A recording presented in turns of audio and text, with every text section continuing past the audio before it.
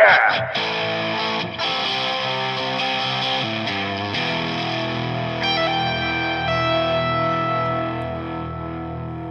What's up, everybody? Welcome to All Gas, All Georgia Sports. I'm glad you guys are here, and happy Friday. It is Friday, September 2nd, and what a wonderful day to be alive. Not only because we're in September, which is just a wonderful thing on its own, but also because in one day, people, we will be watching the Georgia Bulldogs take on the Oregon Ducks right here at home at Mercedes-Benz Stadium. Basically a home game for the Dogs, which is fantastic.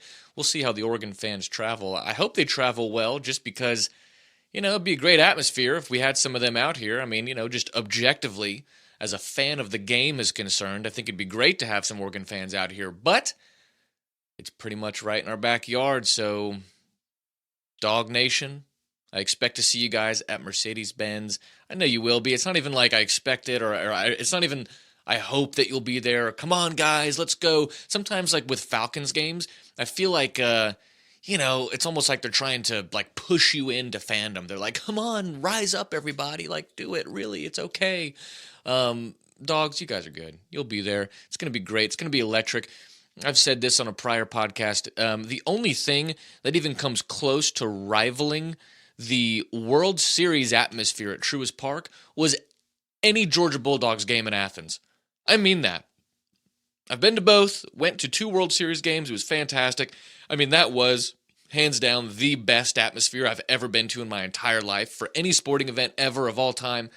And I think, obviously it's the World Series. There was 150,000 people at the Battery, but it was also, there's something about the World Series where you just go, man, there's only one of these, maybe 2 of these. We don't know what's going to happen. We don't know when it's going to happen again. It felt like it had been so long, and there was just such a special energy in that place. But, I mean, really, Georgia games come close, and it's every damn Saturday. So, and we travel well. We're gonna show up.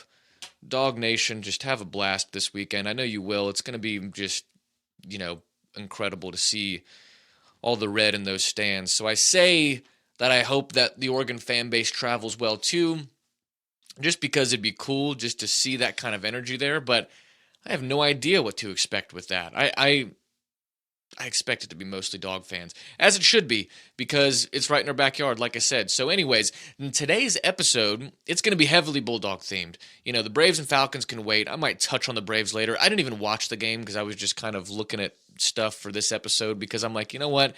It's football time. And honestly, when football season starts, this podcast is going to become a lot different. Now, look, I'm a huge baseball fan. I've committed to become more of a Hawks fan. I am a Hawks fan, but I'm that guy that I'm a fan when they're good. I think a lot of Georgia fans can relate to that, where, when they're in the playoffs, when they're doing great, I'm all in. I'm watching the Hawks. I'll buy a damn Hawks jersey tomorrow. I don't care. It's, I mean, they're my favorite NBA team, hands down, absolutely. But I'm going to have to do a little bit of work to really be like a true fan with doing this show with you guys, but I'm also not going to force it. If it's there, then I'll take it. If it's not, I'm not going to force it. But there's nothing that I have to force when it comes to being a football fan. There's nothing in the world that comes easier to me other than loving my wife. That comes a little easier than being a football fan, but that might be the only thing.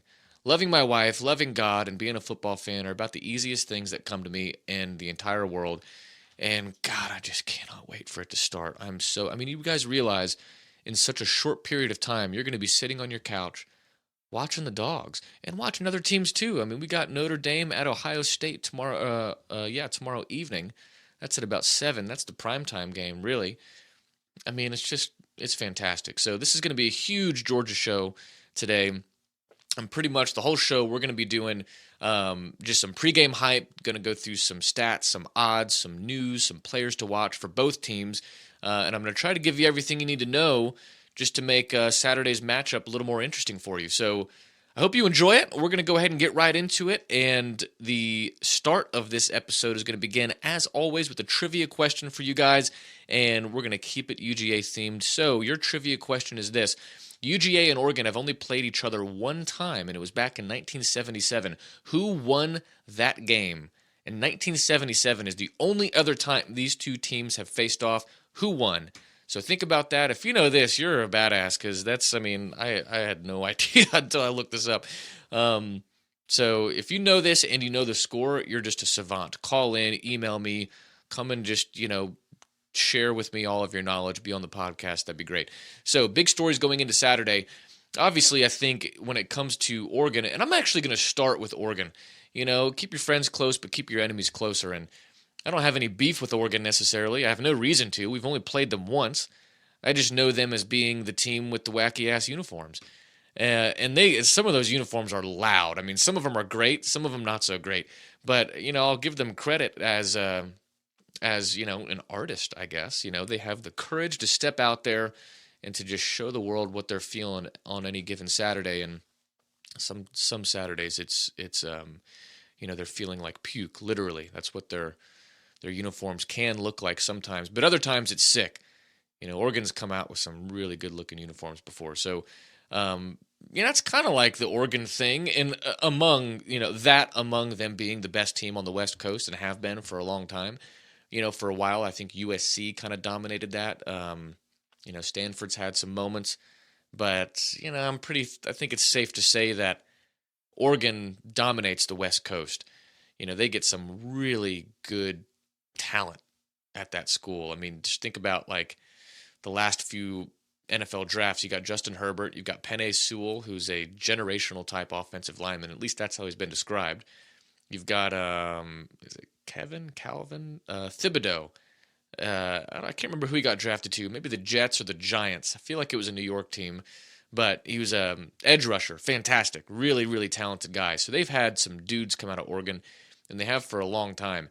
And I actually looked this up a little bit earlier, but I didn't realize this. For some reason, I thought they had gone to a national championship game more recently than this, but it looks like the last one they went to was in 2012, where they lost to Ohio State.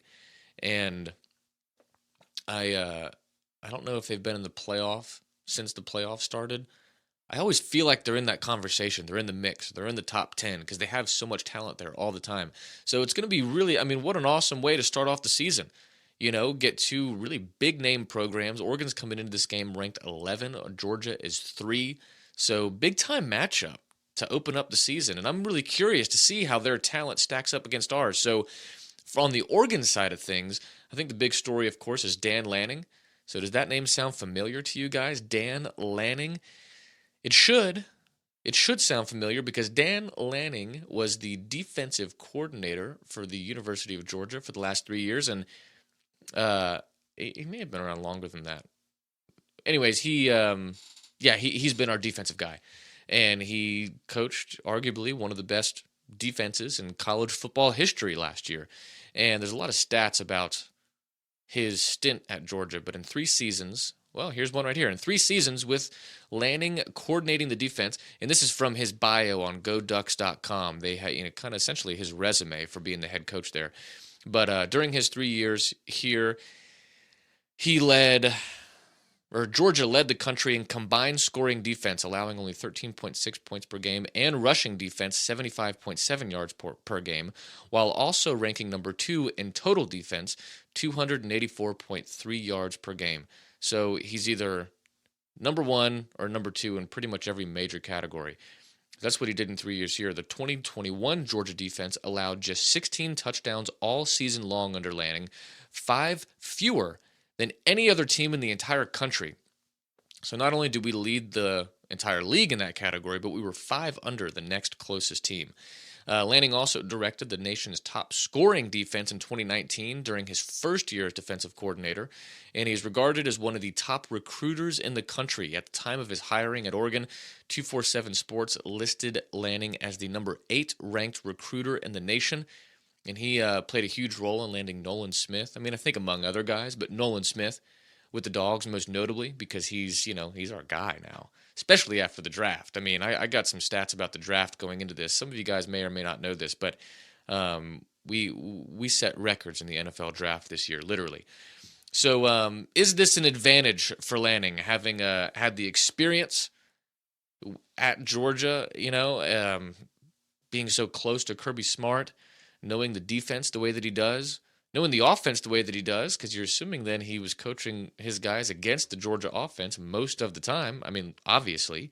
So what kind of advantage does that give to Dan Lanning? And is it more or less than an advantage that Kirby Smart has over Dan Lanning? So, I don't know. I mean, both of them essentially didn't really get into it too much, honestly, in interviews this last week. Lanning at one point was like, Kirby and I, neither of us are playing. So even though maybe schematically we might know some things that the other guy leans towards or does in these situations, yada, yada, yada, yada, maybe some wrinkles. We're not going to know everything, but we know each other pretty well. Lanning essentially said, we're not out on the field, so it's our job just to put our players in the best position to succeed. So I think that any advantage that goes to Dan Lanning in this game is going to be the same for Kirby Smart. And I would even argue that it would be more so in Kirby Smart's favor. Although, well, actually, maybe not, because at least when you're the head coach, everyone else listens to the head guy. You might be the coordinator for a certain part of the team, but I mean the head coach, he's the one that's running the ship. So I think how much freedom and creativity is a coordinator allowed throughout the course of a season, and I don't know the answer to that. I'm sure it varies coach to coach. I'm sure some coaches, some head coaches, are more, I don't know, helicopter than others. So I don't know, as I'm talking this out, I actually think that advantage would go to Dan Lanning because I'm sure that he knows a lot about Kirby Smart because you got to see him run the entire team where, maybe there's things that Dan Lanning's had in the back of his mind for the last 3 years that maybe he hasn't been fully honest about. Maybe he's gone, man, I'd like to try this one day. Maybe when I'm a coach one day, I'll do it this way. And Kirby Smart might not have any idea what those things are. And by the way, for what it's worth, I'm completely talking out of my ass right now. I'm making this up on the spot. This is just what I think. But I don't think it's that far off. I mean, just human nature and just the way that a flow chart works at any company, any business, and any team for that matter, essentially works like that. You have your captain, you have the head guy, you have the general, he calls the shots, and then you kind of work within that system, within that design. So, you can learn a lot from seeing a guy as successful as Kirby Smart, but I would think that in these situations, the person who breaks away might have an advantage. At least maybe the coach doesn't know the former head coach. I don't know. I'm going to talk myself into circles talking about this. I don't know if it's really that big of an advantage for either person because, it's like it's all about talent. It's about the guys on the field and about how prepared they are because, yes, schematically you can instill all these different systems, but how prepared are the guys on the field? And it's fascinating to see coordinators at really successful programs who might not have the gene to be a successful head coach. Some do, some don't. You've seen both instances. I mean, how many guys, pretty much if you just intern at Alabama as the water boy, you're probably going to get a head coaching job somewhere, maybe even at a D3 school. I don't know, but a lot of coaches have left Alabama. Some have done well, some have not done well. So, yeah, I'm just excited for that matchup. But Lanning's got a hell of a resume. His stint as the Georgia defensive coordinator was, literally historical. Quite literally. And, yeah, to think that in those 3 seasons, he led, categories in scoring defense, rushing yards per game, and number 2 in total defense. I mean, that's pretty badass. So going into Saturday, Dan Lanning has not revealed the starting quarterback yet and might not until game time, which is pretty cool, honestly. Kirby Smart claims to know. When asked, Kirby Smart says, this really doesn't impact anything for us, but I know who the quarterback's going to be, so I'm not worried about that. I don't know. Does Kirby Smart have a spy? Maybe. There's a good chance that does happen. But apparently he knows. A lot of people are saying that it's going to be Bo Nix. So to let you guys know a little bit about these quarterbacks, this was interesting to me. So Bo Nix, if that name sounds familiar, sort of just like Dan Lanning, another SEC guy, Bo Nix was the former Auburn quarterback. And historically against Georgia, he's played for 3 years at Auburn. So he's a senior this year, I believe. And in his career, he's 0-3 against Georgia. In those games in his career, he has a 56% completion percentage. He's 72 for 128. He's thrown for 639 yards in those 3 games. He's thrown 1 touchdown against Georgia and 2 picks, and been sacked 9 times. And he's been outscored 82-30 against Georgia in his career. So unsuccessful against us, but he is a very good athlete. Kirby Smart actually referred to him in an interview. Maybe this was on Monday. Or no, sorry. This was back in like June at a press conference. But Kirby Smart said that Bo Nix is probably one of the best athletes he's ever seen at quarterback. So high praise coming from Kirby Smart. But Bo Nix, very fast and athletic quarterback. He's former starter for Auburn, transferred to Oregon this last offseason. Essentially what happened with him is last year he suffered an ankle injury after a very promising start to the 2021 season. The offense was then turned over to TJ Finley, who is now the starter at Auburn. So TJ Finley's taken over. He got hurt, and he actually he's reuniting with the former Auburn offensive coordinator, Kenny Dillingham.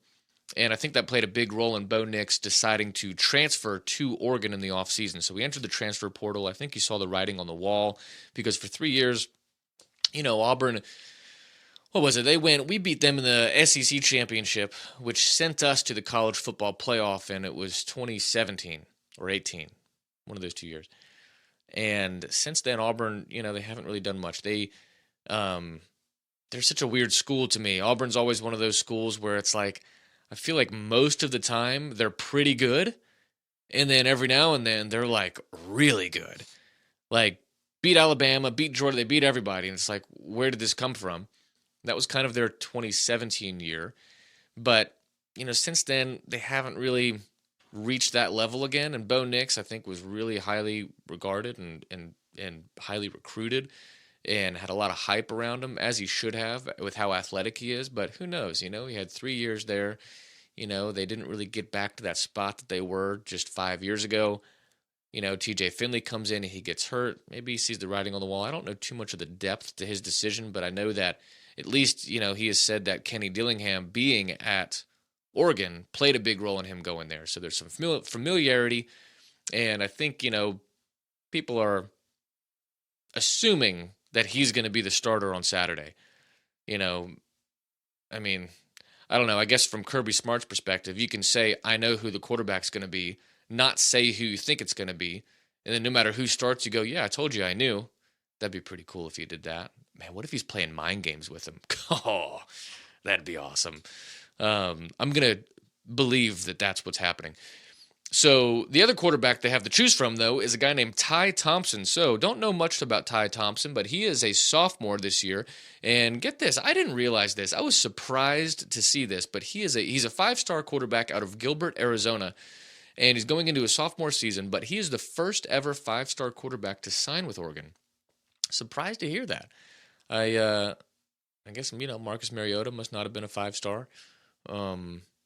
Justin Herbert, I guess, wasn't a 5-star. Who knows what stars really mean. Todd Gurley was a 3-star, so what does that tell you? But, first ever 5-star quarterback, and I actually watched some of his 2021 spring game.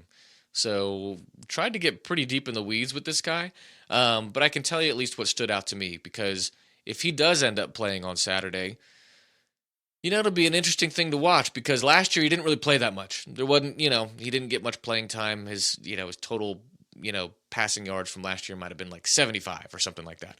So very limited playing time, but at least in the spring game when he was a freshman, he looked great. He's a big guy too, kind of like jacked, huge arms, and tall, but he had, what stood out to me with him was he had a really good pocket presence. He was very, very calm in the pocket. He was one of those guys, he's really athletic. You can tell he's fast, but he doesn't scramble a whole lot. That's not really his game, I don't think. At least in that game that I watched, that wasn't what he was doing. He was getting rid of the ball really fast. It was a quick drop back and boom, the ball's out of his hands. Got a strong arm, accurate, and he was just kind of just in rhythm right away. And like I said, this was the 2021 spring game, which I think he got more action in that game than he did all season last year. But clearly incredibly talented, strong, accurate, strong arm, and big, can move around, moved around in the pocket well, had just good pocket presence, and he didn't seem to have, he looked like he had slow feet in the pocket, but I mean that as a compliment. I always think about Matt Ryan. For as much of a fan of Matt Ryan as I am, the dude looked like his feet would move so quickly in the pocket. Where you look at guys like Tom Brady, I mean, he's the GOAT, so maybe it's this unfair, but you look at other quarterbacks and they just seem a little calmer back there, and Matt Ryan would just, his feet would just move so fast, and he just looked like he was, I mean, with that offensive line, he had about half a second to get rid of the ball before he was going to get drilled, but yeah, the dude's got some happy feet. So this guy, Ty Thompson, did not seem that way, is my point with that story. But yeah, he is clearly incredibly talented. 5-star quarterback out of Arizona. So who knows who is going to be the starter? Like I said, Dan Lanning, there's a good chance we're not going to know who the starter is going to be until they take the field on Saturday.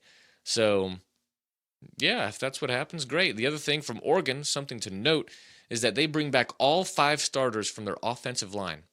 And Georgia lost a record 15 players to the NFL draft, mostly on defense, so it's going to be interesting to see what UGA's pass rush will look like against the Ducks, because their offensive line, that's been a consistent headline for them, is who's going to start at quarterback. They've got a lot of talent and 5 returning starters on the O-line. That's a big deal. That's a big deal. In college, really in all football, but like the games are won and lost in the trenches. It's become so clear, and I don't know if it's more the case or less the case in college. I have a feeling that it's probably more so the case in college, only because the talent gap is a lot more dramatic on college teams. Georgia literally set a record with this. I'm going to get into that here in a second, but on most good Power 5 teams, you might have a few guys go to the NFL. So that means that everyone else, maybe 20 guys that graduated, did not make it to the NFL. So there's just, the talent gap's a lot bigger in college. So that would make me think that the offensive line is a lot more important there. Because, let's face it, if your quarterback's getting hit, if your running back's getting tackled in the backfield, if your quarterback is rushed, you won't win at any level, no matter what, in this game. So, yeah, hopefully we've been able to replace, some talent. We've had enough good recruiting classes that you got to think the depth is there. And I'm actually going to go ahead and get into that. So here are the UGA players that I'm, just watching in this game that I'm excited to see. And, I'll go ahead and give a special shout out to the unknown, because every year there's always, how college football is. Every year, you go in and you have your rankings for like the top, position players, Heisman hopefuls, Heisman watch at the beginning of the season. And then, 4 games into the season, you go, wait, who's this guy from, I don't know, Kentucky, or who's this guy from Missouri? There's just, you never know who's going to jump off the page and, or jump off the screen rather. And, Brock Bowers is one of those guys for me. He's on my list of players that I'm watching, but I'm going to give you just my list of guys that I'm really keeping an eye on. Nolan Smith being one of them, linebackers. He's going into his senior year, seems to be ready to be the leader and to fill the gaps left from the draft. He said he's ready to show that there's no drop-off from last year in an interview or press conference on Monday. And the dude just seems really well put together. He seems like he's clearly the leader there. He's the veteran. He's the senior. Incredibly talented guy, very good football player, gonna go pro, it's just gonna happen. And yeah, I'm just excited to see him step up and what a Nolan Smith led defense is gonna look like and what their personality is gonna be like. And I'm keeping an eye on him because this is kind of his year, man. It's between him and Jalen Carter. Jalen Carter's a guy, defensive tackle. He didn't technically start a game last year, which I found very interesting, but he's already gotten a lot of first-round attention for next year's NFL draft. So he's clearly talented. He made some huge plays for us last year. He got plenty of playing time. It's just interesting he didn't get a technical start, but he got a lot of playing time. They were plugging and playing him on the defensive line a lot and made some huge plays in the national championship. And so, him and Nolan Smith are going to be kind of the anchors of this defense, I think, at least. I could be wrong. Speaking of a guy that could proved me wrong there as far as being an anchor on this defense is Mykel Williams. So this is a freshman 5-star defensive lineman, and he's gotten a lot of hype in the offseason. If you guys follow UGA on Twitter or on Instagram, or even if you just randomly type in UGA news, UGA football news, there's like a 65% chance that a headline that you would have seen would have revolved around Mykel Williams over the summer. He's I think, a physical specimen. He's a freak. He's gotten a lot of comparisons to Trayvon Walker already amongst his teammates. Nolan Smith actually said that about him. They were like, he's a lot like Trayvon Walker. So I think this guy's going to be a beast, and it's kind of he's gotten a lot of buzz coming out of like spring and fall camp. And I think he's made a lot of plays in practice. It's just kind of, anyone who's there in the press watching, what's going on out there in Athens, Mykel Williams is consistently a name that keeps coming up is watch out for this guy. So Mykel Williams, keep an eye out for him, freshman 5-star defensive lineman. Brock Bowers, of course, I cannot wait to see what he does this year. He was rated as a top tight end in the entire country coming into this year, as he should be. He led the Bulldogs in receptions, receiving yards, and touchdown catches as a true freshman last year. He's truly a beast. He's the best player on our offense, hands down. He was the best player last year on our offense. As a true freshman, he emerged as just that dude. And so the fact that he was just a freshman when he was doing that, God, man, I cannot wait. So excited to see him. Excited to see Stetson Bennett, of course. Nolan Smith, to give him a shout out again, in that same interview, he actually said that Stetson Bennett has gotten a lot faster in the offseason. So I don't know what he did, but Stetson Bennett he looks jacked. I've said that like 8 times on this podcast so far, but the dude looks huge. I've seen some pictures of his arms, and man, he's just getting on swole patrol. You know what I'm saying? Like he is, he clearly has done a lot to just thicken up. And he was a tiny guy last year, but he's gotten a lot quicker. Apparently he's outrunning a lot of this defense in practice. And I think he's ready to be respected. It's kind of the continuous, he's got that Hollywood story. He's got that, came from nothing, not highly recruited, not highly touted, and he led the team to the national championship, but he still just doesn't, even up to the very end of last year, people were calling for JT Daniels, even with him winning and winning and winning. He was just one loss away. And it was proven after the SEC championship. They were like, get him out of there. What's he doing? He's not our starter. And I fell victim to that plenty of times throughout the year last year where I thought JT Daniels was the guy, but he wasn't, clearly. And so I think he's ready to come around and be that guy. And you know what? Here's something, too, to give Stetson Bennett a more, because I just share my feelings a lot sometimes, so I apologize for that, but it's what I do. I have, I have thoughts. But to give you a little more depth into Stetson Bennett, did you know this? Did you know that last year he had the 3rd best QB rating in the country?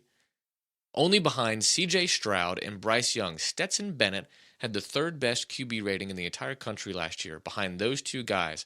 So he's a good quarterback. And he's gotten faster. He's gotten swole. Got a sick haircut. And I think he's ready to be that guy this year for the Bulldogs. 6th-year senior, shit. He's got the experience.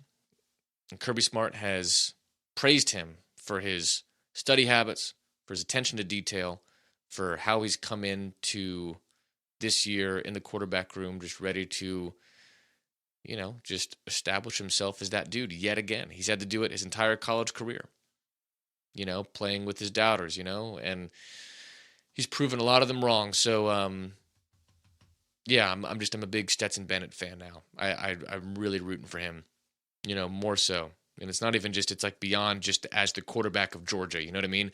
It's, rooting for that guy big time. So I'm excited to also see our running backs, Kendall Milton and Kenny McIntosh.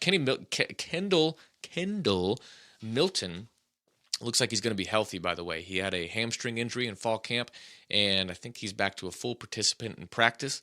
Kirby Smart has said that he's looked great on the GPS. So, I just want to know, are we still a running back factory?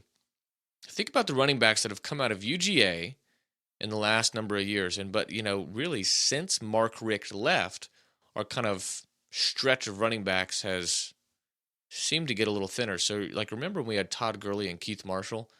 Man, those guys were, I mean, obviously Todd Gurley, but people forget about Keith Marshall. That dude was a stud. Some unfortunate injuries, but when those two are freshmen, when they were freshmen, I mean, each guy would just have like 100, 200 yards a game. It was insane. Keith Marshall had some really unfortunate knee injuries that took him out, but he was an explosive guy as well. And then right after that, we had Nick Chubb and Sony Michel. Before that, we had some other really good guys. Obviously, no Sean Marino is someone that comes to mind, among others. But yeah, Richt had a really good stretch of running backs. So I want to know, are we still RBU? I don't really care if we are, to tell you the truth. I mean, if we're national championship university, then, whatever. But yeah, I want to see what these guys are doing. Kendall Milton had a lot of really good moments last year, and I think he was kind of ready to be the guy this year. Kenny McIntosh the same, but I don't know a lot of these other running backs. We had so many highly recruited guys for so long that I used to know all these running backs coming out of high school and don't now. So yeah, interested to see them because you got to have a running game in the SEC. You just have to. And in the receivers, so pretty much the skill positions. I want to know how we are at the skill positions because we lost George Pickens to the NFL and Jermaine Burton is now playing with Alabama. Bummer. So who's going to step up? We know about the tight ends. We have the best tight end room in the entire country. And according to David Pollack, we have the best tight end room maybe in the history of college football. That was a badass soundbite that David Pollack gave about those guys. So, yeah, tight ends can play. I want to know about these skill guys, and I want to know about our defense. So, UGA is a 17-point favorite. This is the third highest point spread versus Power 5 in an opener ever. And fun fact, too, the first highest and second highest point, spread, favorite, differential. I'm not really a gambler, so I don't know exactly how to phrase that sometimes, but the two bigger margins that we've had going into an opener against a Power 5 have been in the last 3 years, so all in the Kirby Smart days, so pretty cool there. But here's some facts about both UGA and Oregon from last year. I'm going to alternate between facts from Oregon and for UGA, so I'm going to give you guys, alternating things here just to kind of frame what these programs are like and what they're like coming into this game tomorrow. So, Georgia set a modern record for most players picked from a single school in one draft, as 15 Bulldogs were taken among 262 players selected. The record-setting haul for UGA breaks the previous best of 14 players set by Ohio State in 2004 and matched by LSU in 2020. And I'm actually going to source this article that I'm reading this from because this I'm completely ripping this off otherwise. Oh, did I close that tab? Okay, I'm going to pause this and source this real quick because I'm stealing everything. Okay, I have the article up here. It is from SI.com, Fan Nation. This was written just a few days ago, I think, on August 31st, by James Parks. So this is a great article. I stole so much information from this one, I just couldn't not. I wanted to give some detailed credit there. So, okay, I have the first fact for you there, where Georgia sets a record for most players picked from a single school in one NFL draft. Georgia's opponents entered the red zone just 32 times last year and failed to score on 12 of those possessions. Oregon limited negative plays in 2021, losing yards on 6.8% of snaps, the seventh lowest rate in FBS. So they don't really go backwards that much on offense. Georgia averaged 38.6 points per game and outscored opponents 579 to 153. That's insane. That's a crazy number there. 579 to 153. Oregon, on the other hand, was seventh in the FBS, going 3 and out on 13.38% of drives. So very rarely do they go 3 and out. Georgia did not allow an offensive touchdown in 6 games, leading FBS schools. Oregon, on the other hand, was fourth in third down offense with a 51.1% conversion rate and was one of 5 teams that went over 50%. So not only did they not go 3 and out very often, but they convert on third down a lot. Or no, I'm sorry. Yeah, that's correct. Georgia ranked number 1 nationally in total defense under Lanning from 2019 to 2021, allowing 13.6 points per game. So Lanning is legit. That's kind of an Oregon and Georgia stat. because Lanning's with them now. And Oregon was 5th nationally with 17 interceptions a year ago and was 6-0 in games where it won the turnover battle. That's a pretty standard statistic for a lot of football teams. You win the turnover battle, and there's a good chance you're going to win the game. That applies in college just as much as it does the NFL, high school, all the time. So, yeah, but they had a lot of picks. 5th nationally with 17 interceptions last year. So, UGA and Oregon play at 3:30 p.m. on Saturday at Mercedes-Benz Stadium. Cannot wait to see that. Can't wait to see Dog Nation show up, tailgating, having a good time, and just painting that stadium red. And interested to see how many Oregon fans come out. It's a long trip, but hey, look. If it was the other way around, we'd show up. I mean, the Rose Bowl against Oklahoma 5 years ago, that was basically a home game. Georgia fans, we just travel well. There's something about the college fandom out here that's just different, man. I lived in Phoenix, actually, where Ty Thompson is from, in Gilbert, Arizona. I lived there for about a year, and then I lived in Colorado for 5 years, in Denver. And Arizona's a weird sports town. They've had some really good teams, but there's a lot of sports fans in Arizona. And, they've had some fun teams in the past. They're a big, big basketball town. You think you had Steve Nash for so long. I mean, that kind of solidified, I think, the fandom there, and Charles Barkley before him. But big-time basketball town because the Suns have been good for a long time. But I know just a lot of generalized sports fans. A lot of guys love football out there, but college isn't really a huge deal. I mean, people like Arizona State, I guess. They like U of A. But even then, it's like U of A basketball, Suns basketball. And in Denver, it's Bronco Nation, Bronco country. Let's ride. That's awkward, isn't it? The whole let's ride thing. I got to say, too, for other teams trying to emulate the whole let's ride thing, you got to realize that I'm assuming the reason that Russell Wilson said that was because he's a Denver Bronco, which is a horse, and you ride horses. So, if he's with the Hawks, I don't know if he said let's fly when he was with the Seahawks or anything, but, let's ride seems pretty Bronco specific. So all these other teams that have like a badger as your mascot, like, why are you saying let's ride? So I don't know if they get that, and maybe I'm misinterpreting that, but that's my assumption with what the whole let's ride thing was all about. But kind of a hilarious thing that happened there for a couple of weeks in the offseason of everyone making fun of the let's ride thing, because it truly is like awkward, especially all these clips of people in front of green screens saying let's ride. So who knows, maybe throughout the all of college football, you're going to see on the Jumbotron players saying, let's ride. So it'd be kind of funny if it happened at Georgia, because I just picture us riding a bulldog, which would probably be pretty uncomfortable for a little old Ugga. But, I digress. Let's ride. Let's go. So that's at 3:30. Don't miss it. Big, big weekend for sports, kicking off the football season. Can't wait. So, not going to do a whole lot of Braves recap. I'm actually going to start switching up my Braves scheduling here. So, I'm going to start doing almost weekly updates with the Braves, and those are going to be on Wednesdays, where I'm going to do more of an in-depth of, okay, here's the status update for the Braves. Here's where we're at. I'm going to cover all the big storylines from that week, and I'm going to do that leading up to the postseason. Unless something big happens. I'm still going to be watching. I watch pretty much every night. So, going to be watching, going to be following. I got all the news feeds, queued up on my phone, whatever. So if something big happens, I'm going to mention it. Otherwise, you're going to get some more in-depth Braves analysis on Wednesdays. But I can say at least they won 3-0 tonight against the Rockies.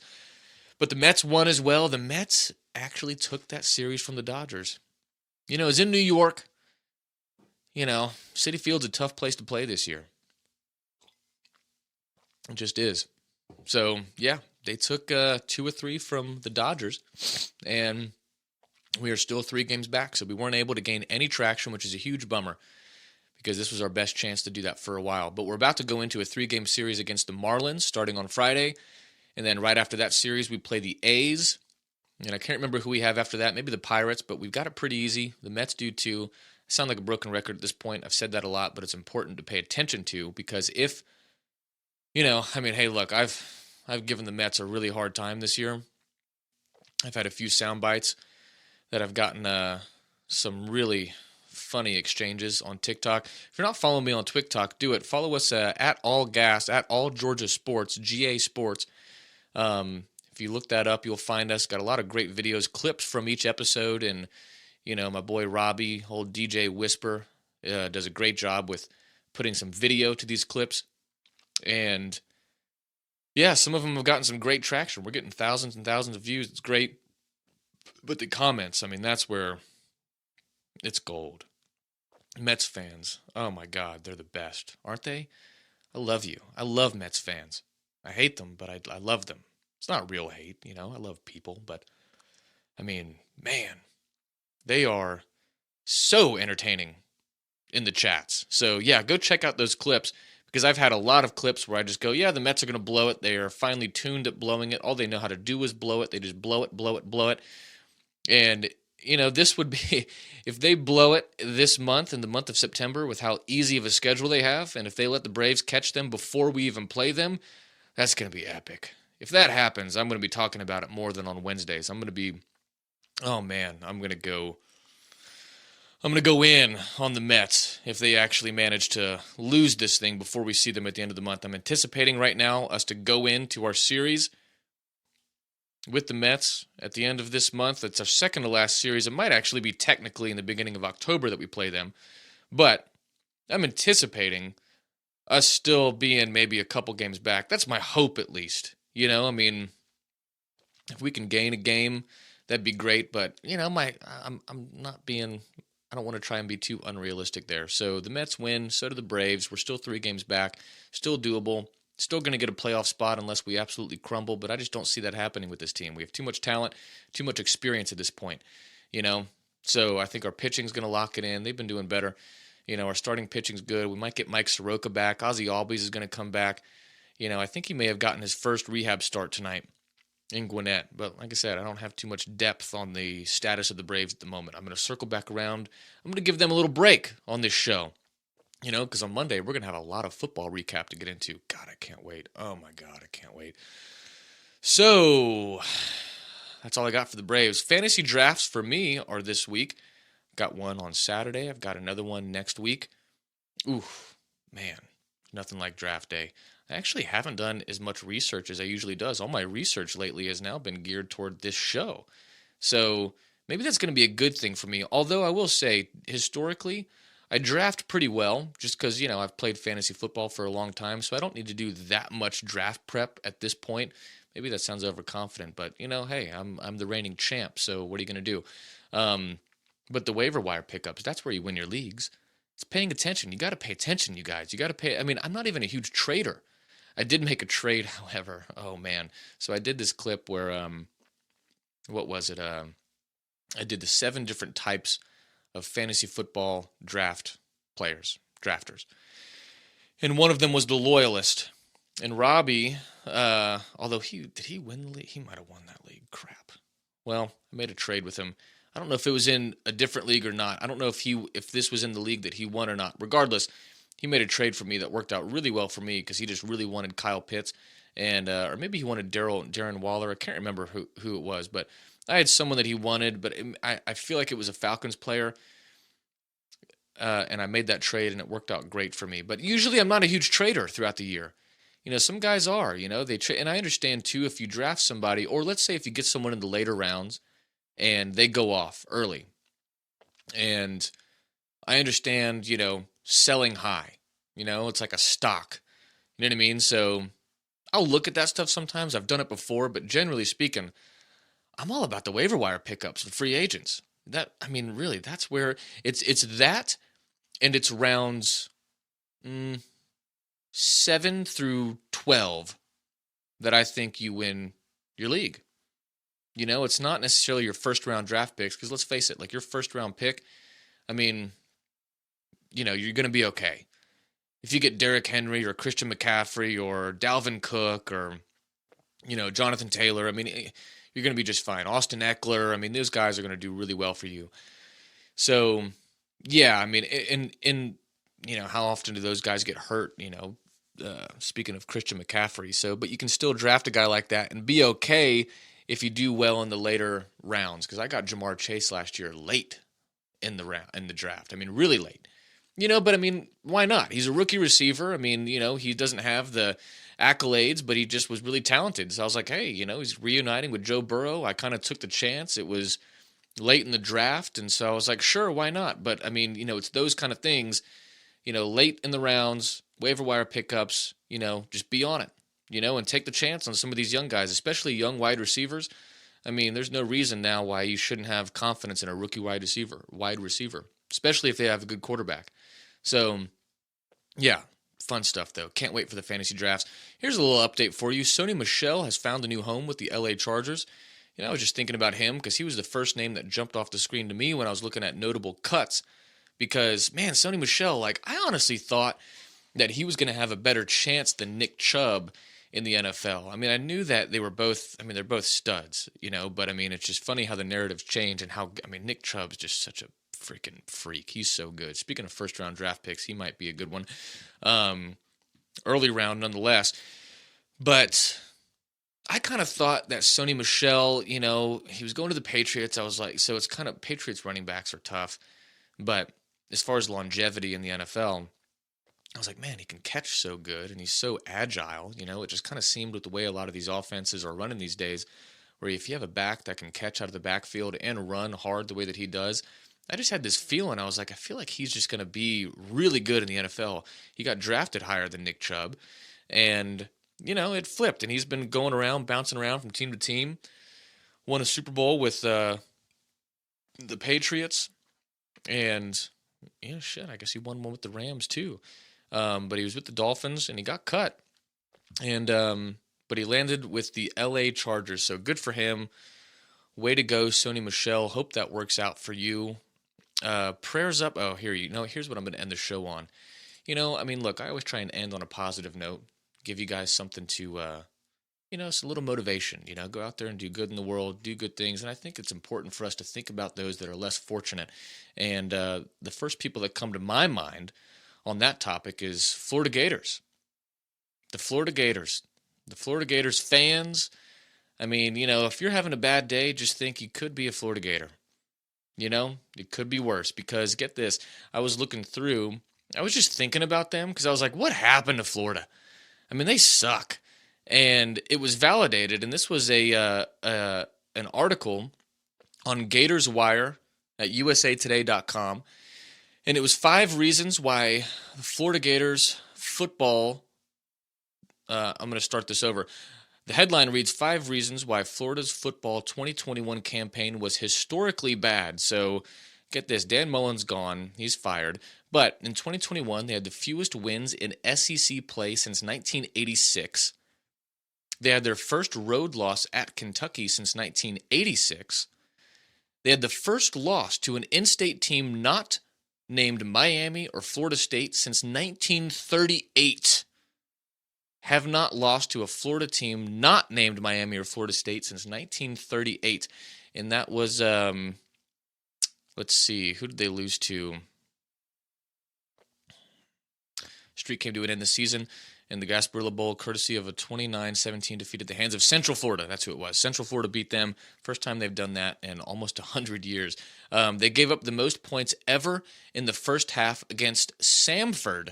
Samford put up 42 points in the first 30 minutes of gameplay against Florida this year. Oh, my God.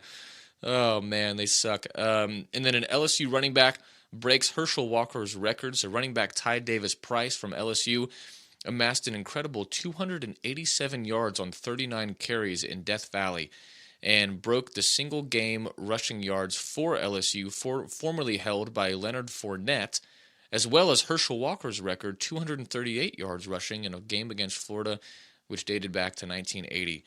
So those are 5 reasons why Florida was not just bad last year; they were historically bad. They went 6-7 and only won 2 games in the SEC, 2-6 in conference play. So you know what? If you think you're having it tough, just think you could be a Gators fan, and that would not be a good existence for a lot of reasons. So sorry, Florida. There's a part of me that almost wants them to be good, Although they've been so bad, it's become almost comically bad, and I've enjoyed watching them be bad again.